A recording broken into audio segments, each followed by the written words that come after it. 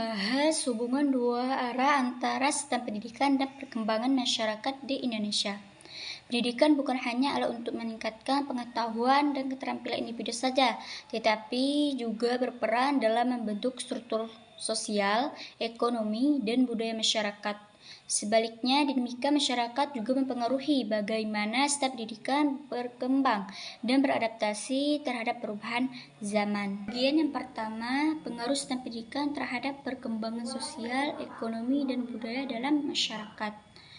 Sistem pendidikan berperan dalam yang pertama mengurangi kesenjangan sosial.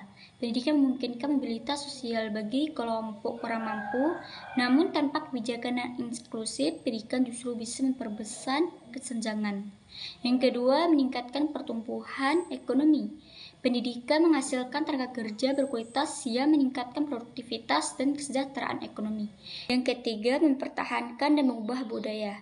Pendidikan dapat melestarikan budaya lokal sekaligus memperkenalkan nilai-nilai baru seperti kesetaraan dan berpikir kritis. Bagian yang kedua, pengaruh dinamika sosial, ekonomi, dan budaya dalam masyarakat terhadap evolusi sistem pendidikan. Masyarakat mempengaruhi evolusi sistem pendidikan melalui yang pertama itu perubahan nilai sosial. Misalnya, meningkatnya kesadaran lingkungan mendorong masuknya pendidikan lingkungan dalam kurikulum. Yang kedua, dinamika ekonomi. Pergeseran dari ekonomi agraris ke industri dan digital mengubah kurikulum kejuruan dan munculnya program studi baru. Yang ketiga, budaya dan tradisi. Nilai budaya mempengaruhi cara mengajar dan penerimaan kebijakan pendidikan, termasuk pendidikan inklusif. Yang keempat, teknologi dan digitalisasi.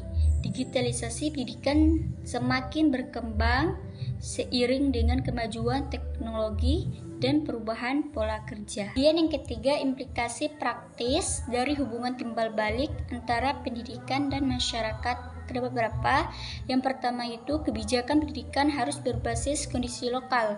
Sistem pendidikan yang disesuaikan dengan kebutuhan daerah lebih efektif. Yang kedua, desentralisasi pengambilan keputusan, melibatkan masyarakat dalam perencanaan pendidikan, meningkatkan efektivitas dan partisipasi. Yang ketiga itu kolaborasi dengan dunia usaha dan sektor lain. Pendidikan yang bekerja sama dengan industri meningkatkan daya saing lulusan. Yang keempat, peningkatan kualitas guru. Guru harus memiliki pemahaman mendalam tentang kondisi sosial budaya muridnya. Yang kelima, penerapan teknologi yang sesuai. Keberhasilan teknologi pendidikan tergantung pada kesiapan dan karakteristik masyarakat pengguna. Jadi, sistem pendidikan dan masyarakat saling mengaruhi secara dinamis, sehingga kebijakan pendidikan harus bersifat adaptif, berbasis lokal, serta melibatkan berbagai pihak untuk menghasilkan dampak sosial, ekonomi, dan budaya yang positif dan berkelanjutan. Audio Jungle.